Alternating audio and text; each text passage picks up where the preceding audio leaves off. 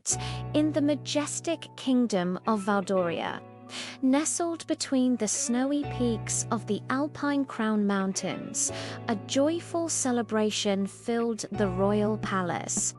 King Leopold and Queen Isolde had finally been blessed with a son, Prince Matthias. Musicians played in the courtyards, and the people danced in the streets.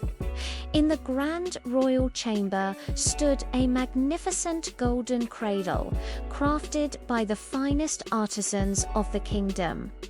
It shimmered with silver carvings and tiny sapphire stars. Prince Matthias was placed gently inside it, wrapped in silk blankets.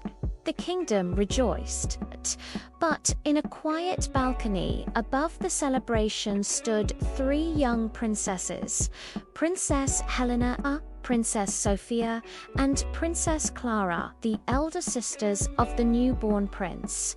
And their hearts were not celebrating. The sisters did not envy their baby brother. They loved him dearly.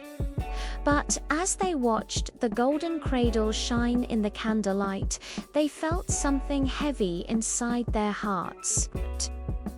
"When we were born," Sofia whispered softly, "there were no fireworks.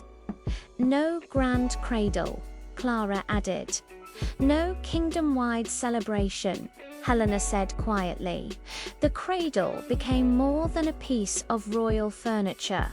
It became a symbol of importance, a symbol of preference, a symbol of something they believed they never received. Unable to hold their feelings any longer, the sisters approached Queen Isolde one evening in her private garden. Mother Helena began bravely, "Did you love us less when we were born?" The queen's face softened with pain. "My daughters," she said gently, "my love for you has always been endless. But why were there no celebrations for us?" Clara asked. Queen Isolde sighed. "In many old traditions of Valdoria, a male heir brings public celebration because he will inherit the throne. But that does not mean my heart values you any less." Her words were honest and loving. Yet the ache inside the sisters did not fully disappear. As Prince Matthias grew, the golden cradle remained in the royal nursery. Visitors admired it. Courtiers praised it. Poets even wrote verses about it. Every compliment felt like another reminder to the sisters. They often wondered what it would have felt like to be celebrated in the same way.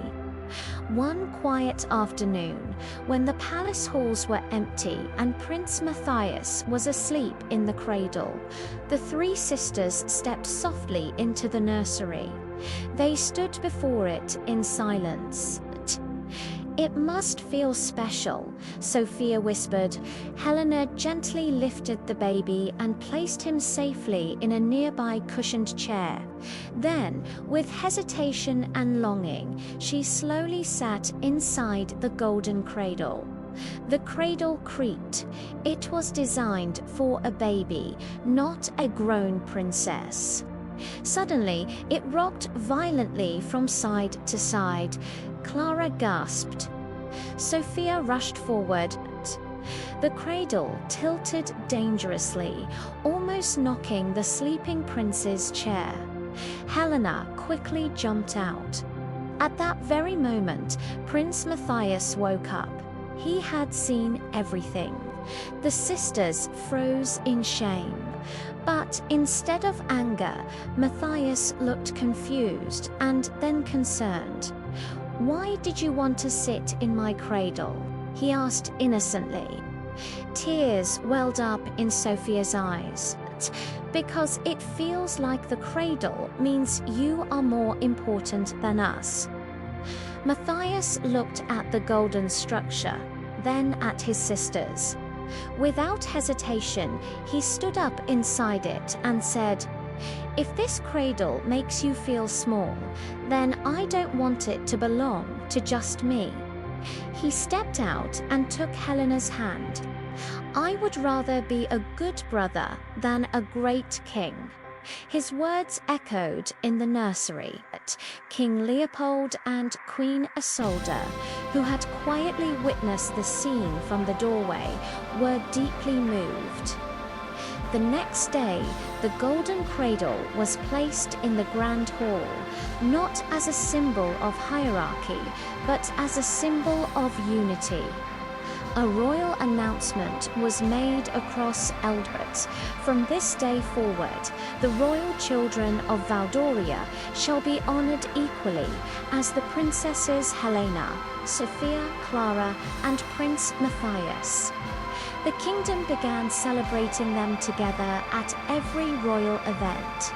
The cradle no longer represented favoritism. It represented family.